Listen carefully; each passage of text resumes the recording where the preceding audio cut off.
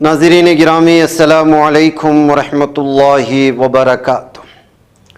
سیدھی بات کے تازہ ترین پرائم ٹائم میں آپ لوگوں کا استقبال ہے۔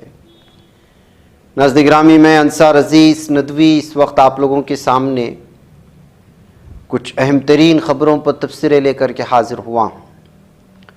تفصیلات میں جاؤں اس سے پہلے آپ لوگوں سے جو درخواست ہوتی ہے اس پر توجہ کرنے کی اپیل کروں گا۔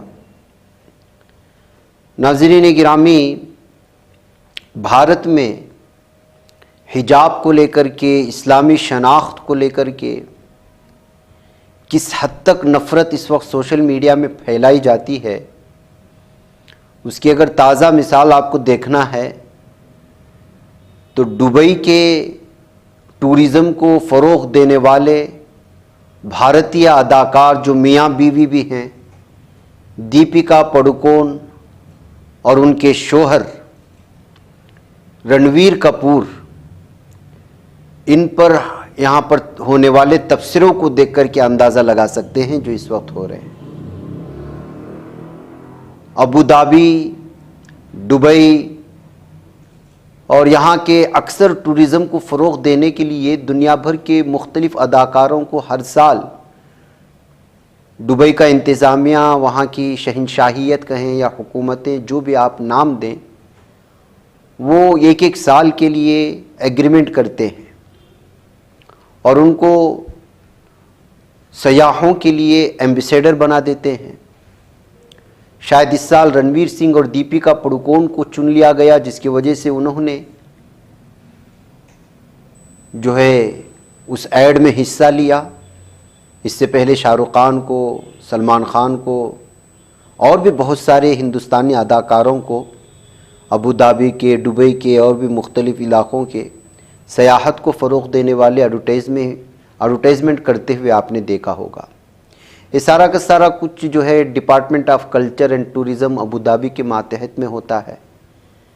میرا سکون نامی اس ایڈ کو یا فروغ دینے والے اس اشتہار میں دیپیکا پڈوکون حجاب لے کر کے، یا اس کو اسکارف بھی کہہ سکتے ہیں یا اوڑھنی،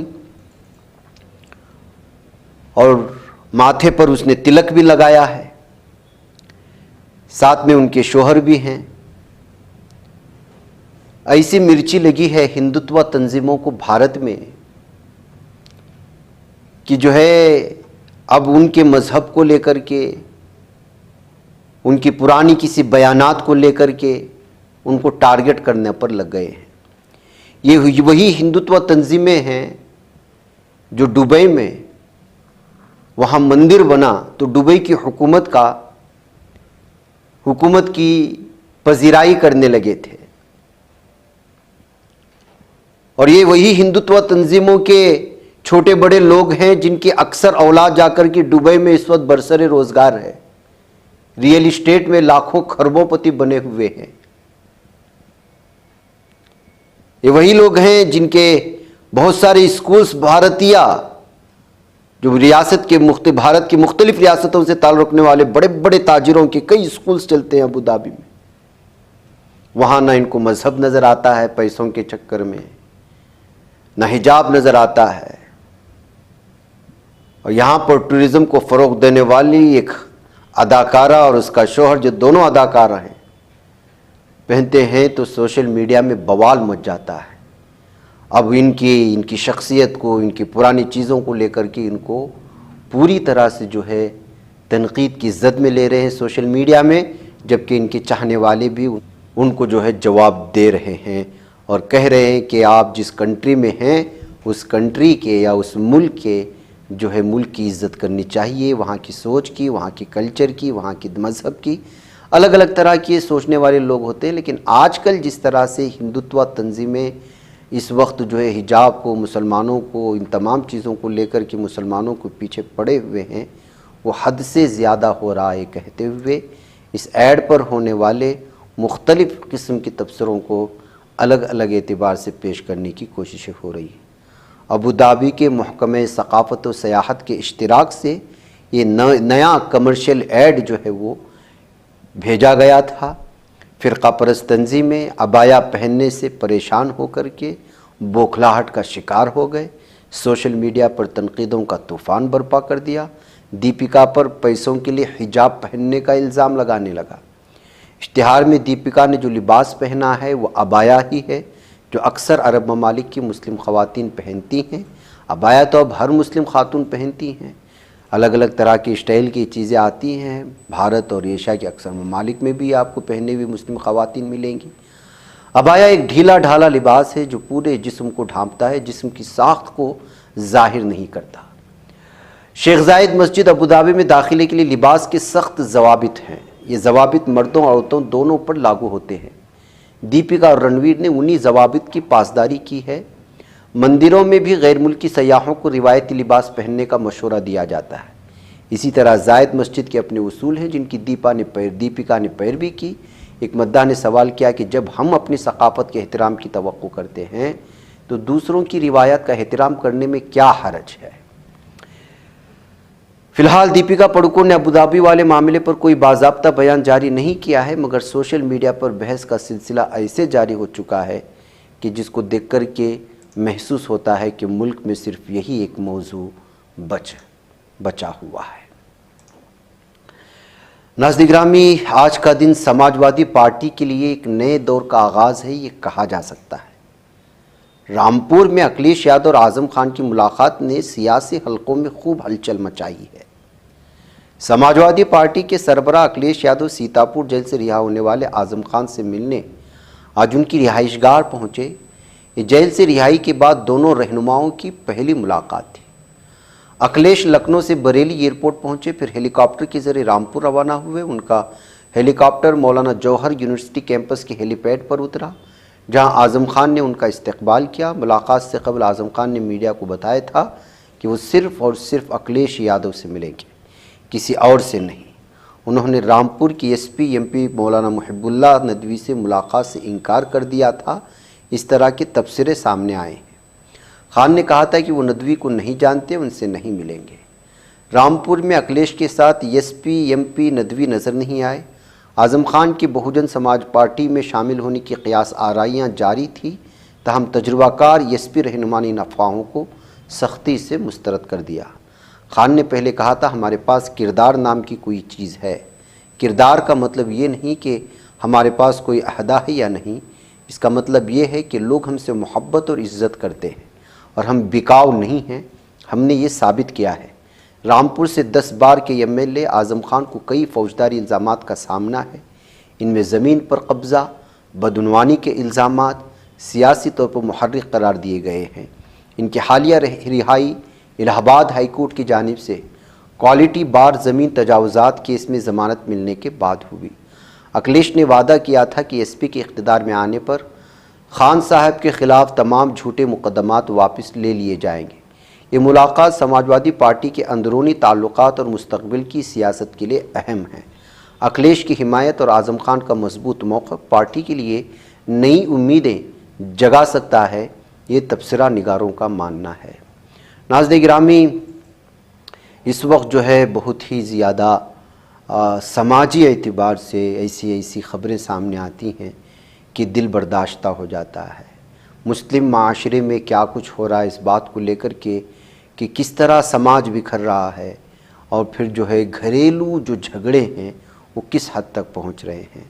اتر پردیش کے ضلع شاملی میں ایک افسوسناک واقعہ پیش آیا، جہاں کیرانہ کے رہنے والے 38 سالہ محمد سلمان نے اپنی بیوی کے عاشق کے ساتھ فرار ہونے سے دل برداشتہ ہو کر اپنے 4 بچوں سمیت جمنا دریا میں چھلانگ لگا دی۔ پولیس نے سلمان اور اس کی ایک بیٹی کی نعش برآمد کر لی، جبکہ دیگر بچوں کی تلاش ابھی بھی جاری ہے۔ واقعے سے چند لمحے قبل سلمان نے ایک ویڈیو ریکارڈ کیا تھا، جس میں اس نے اپنی بیوی خوشنما پر ناجائز تعلقات کا الزام لگایا اور کہا کہ گزشتہ 7 مہینوں سے وہ شدید ذہنی اذیت میں مبتلا ہے۔ اس ویڈیو میں سلمان اپنی بیوی، اس کی مبینہ عاشق، چند دیگر افراد کے نام لیتے ہوئے کہتا ہے کہ اب یہ اذیت برداشت نہیں کر سکتا۔ 7 مہینے سے ظلم چل رہا ہے، میری طرح کسی اور مرد کے ساتھ ایسا نہ۔ ذرائع کے مطابق سلمان اور خوشنما کی شادی کو 15 سال ہو چکے تھے، لیکن خوشنما کے مبینہ تعلقات کے باعث ان کے درمیان جھگڑے بڑھتے جا رہے تھے۔ جمعہ کے روز ایک شدید جھگڑے کے بعد خوشنما اپنے عاشق کے ساتھ گھر چھوڑ کر بھاگ گئی، جس کے بعد سلمان نے انتہائی قدم اٹھایا ہے۔ سلمان کی بہن گلستان نے بتایا، جب میں نے ویڈیو دیکھا تو یقین نہیں آیا، اگلے دن پتہ چلا کہ واقعی بچوں کے ساتھ ندی میں کود گیا ہے۔ پولیس نے جائے وقوع پر ریسکیو ٹیمیں تعینات کر دی ہیں اور 3 بچوں کی تلاش جاری ہے۔ ناظرین گرامی، یہ ہے ہمارے مسلم معاشرے کی وہ بھیانک تصویر جو بار بار نکل کر کے سامنے آتی ہے اور سمجھ میں نہیں جاتا کہ اس میں کس کو قصوروار ٹھہرایا جائے، شوہر کو، بیوی کو، یا اس کو دی جانے والی آزادیوں کو، یا پھر ماں باپ کی تربیت کو، یا پھر آزادی کو، یا پھر جو کچھ بھی آپ معاشرے میں اس وقت برائیاں پھیل رہی ہیں اور جس کی وجہ سے پھیل رہی ہیں، آپ اس کو قصوروار ٹھہرائیں۔ ناظرین گرامی، حیدرآباد کے پرانے شہر میں ایک مسلم نوجوان پر نام پوچھ کر حملہ کر دیے جانے کی خبریں آ رہی ہیں۔ مغل پورہ پولیس کے رویے پر اس وقت جو ہے زیادہ شدید تنقید کی جا رہی ہے۔ بتایا جا رہا ہے کہ ایک 17 سالہ ڈیلیوری بوائے پر کچھ فرقہ پرستوں نے مبینہ طور پر وحشیانہ حملہ کیا۔ مسلم نوجوان نے الزام عائد کیا کہ اس کا نام پوچھ کر حملہ کیا گیا کیونکہ وہ ایک مسلمان ہے۔ میڈیا رپورٹس کے مطابق محمد ندیم قریشی ایک 17 سالہ ڈیلیوری بوائے حیدرآباد کے پرانے شہر میں اپنے کام پر تھا۔ 7 اکتوبر کی شام اچانک بارش کے بعد بارش سے بچنے کے لیے سلطانی شاہی میں واقع گھر کے نیچے کھڑا ہوا، جس پر مالک مکان نے اعتراض کیا۔ محمد ندیم نے الزام عائد کیا کہ پہلے اس کا نام پوچھا گیا۔ میرا نام محمد ندیم سن کر 3 لوگوں نے حملہ کیا۔ حملے میں ندیم کے چہرے پر شدید چوٹیں آئیں، ہونٹ اور ناک سے خون بہنے لگا۔ اس حملے میں ندیم کا ایک سامنے والا دانت بھی ٹوٹ گیا۔ ایک غیر انسانی اور بزدلانہ فعل تھا۔ تو ناظرین گرامی، کس طرح سے فرقہ واریت پھیل رہی ہے۔ برسات کی وجہ سے کسی کے گھر کے سامنے اگر کوئی نوجوان برسات سے بچنے کے لیے کھڑا ہوتا ہے تو گھر سے باہر کچھ لوگ آئیں، نام پوچھے، اس پر حملہ کر دیں، اور وہ بھی حیدرآباد والے شہر میں، تو آپ اندازہ لگائیں کہ نفرت کہاں کہاں اور کس حد تک پہنچ چکی ہے، اور اس میں کون بہت بڑا کردار ادا کر رہے ہیں اور کون سی تنظیمیں کردار ادا کر رہی ہیں۔ ناظرین گرامی، ادھر خبر یہ آ رہی ہے کہ بہار میں جو اس وقت الیکشن ہونے والے ہیں، وہاں پر جو ووٹنگ لسٹ کی اس وقت چیکنگ ہوئی اور الگ الگ طرح کی جو کچھ ہوئے، اس میں جو اس وقت رپورٹ آئی ہے 14.35 لاکھ مشتبہ ڈپلیکیٹ ووٹرز سامنے آئے ہیں۔ تو 1.32 کروڑ یعنی 1.32 کروڑ فرضی جعلی پتے معلوم کیے گئے ہیں۔ دی رپورٹرز نے اس کی کلیکٹیو رپورٹ کی ہے، جس کے تحت اس کی تفصیلات سامنے آ رہی ہیں۔ چیف الیکشن کمشنر گیانیش کمار نے کہا کہ بہار کی ووٹر لسٹ اب خالص ہے، یعنی مکمل طور پر درست۔ کیا واقعی ایسا ہوا ہے؟ رپورٹرز کلیکٹیو نے اپنے تحقیقات میں چونکا دینے والا دعویٰ کیا۔ اس کی تحقیقات سے 1.435 ملین مشتبہ ڈپلیکیٹ ووٹرز کا انکشاف ہوا اور 13.2 ملین ووٹرز کے نام جعلی یا مشکوک پتوں پر رجسٹرڈ ہیں۔ مزید برآں یہ دعوے کیے گئے کہ انفرادی ووٹرز کے پاس متعدد ایپکس ہیں۔ تو سوال یہ ہے کہ چیف الیکشن کمشنر کا یہ دعویٰ کس حد تک درست ہے کہ فہرست مکمل طور پر درست ہے۔ رپورٹرز کلیکٹیو نے بہار کے 243 اسمبلی حلقوں کے لیے حتمی ووٹر لسٹ کا تجزیہ کیا ہے۔ اس نے 1.435 ملین مشتبہ ڈپلیکیٹ ووٹرز کا انکشاف کیا۔ یہ وہ ووٹر ہیں جن کے پاس 2 مختلف ووٹر آئی ڈی ہیں، لیکن ان کا نام، رشتہ دار کا نام، عمر کا فرق 5 سال کا ہے۔ ان میں سے 3.42 لاکھ کیسز سب سے زیادہ تشویشناک ہیں، جہاں دونوں ووٹر آئی ڈی پر عمر بالکل مماثل ہے۔ اس کے علاوہ ایسے ہزاروں کیسز سامنے آئے جہاں ایک فرد کے پاس 3 یا اس سے زیادہ الیکٹرانک شناختی کارڈ یعنی EPIC بھی پائے جا رہے ہیں۔ تو ایسے میں کیا الیکشن پوری طرح سے جو ہے انصاف کے ساتھ ہوگا، اور ایک ہی شخص کئی مرتبہ ووٹنگ کیوں نہیں کر سکے گا جب اس طرح کا ماحول بنے گا؟ اٹلی کے وزیر اعظم جارجیا میلونی اور ان کے 2 وزراء کے خلاف انٹرنیشنل کورٹ میں مقدمہ درج کرایا گیا ہے۔ میلونی نے اس تعلق سے خود ہی جانکاری دی اور کہا کہ ان پر غازہ نسل کشی کا الزام عائد کیا گیا ہے۔ درج مقدمے میں کہا گیا ہے کہ اٹلی نے اسرائیل کے لیے اسلحہ مہیا کرائے، جس سے ہزاروں لوگوں کی غازہ میں موت ہوئی۔ اٹلی کی سرکاری ایجنسی RTE سے بات کرتے میلون نے کہا یہ دنیا کا اپنی طرح کا واحد معاملہ ہے، یہ انتہائی حیرت انگیز ہے، ہم پر جو الزام عائد کیا گیا ہے اس میں کوئی دم نہیں، میرے وزیر دفاع اور وزیر خارجہ پر بھی مقدمہ درج کیا گیا۔ بدھ کی صبح قابض ظالم صہیونی درندوں کی بحریہ نے غزہ کا محاصرہ توڑنے کے لیے روانہ ہونے والے آزادی بیڑے پر بین الاقوامی سمندری حدود میں حملہ کر دیا ہے۔